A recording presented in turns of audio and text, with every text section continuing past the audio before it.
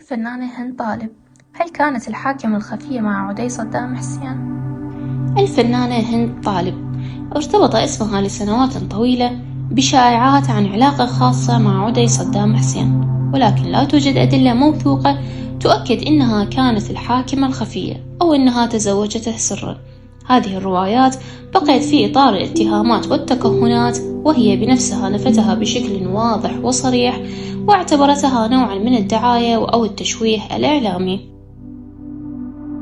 صحيح أن ظهورها كان لافتا في المؤسسات الإعلامية المرتبطة بعدي، وهذا ما ساهم في انتشار تلك الشائعات، خصوصا في ظل طبيعة المرحلة التي كانت فيها السلطة والنفوذ متداخلين مع الوسط الفني والإعلامي.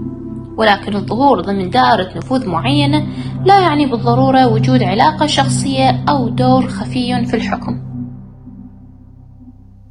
بعد 2003 تغيرت النظرة إلى الكثير من الشخصيات المرتبطة بالنظام السابق، وتعرض البعض لاتهامات أو استهداف سواء كانت مبنية على حقائق أو على تصفية حسابات.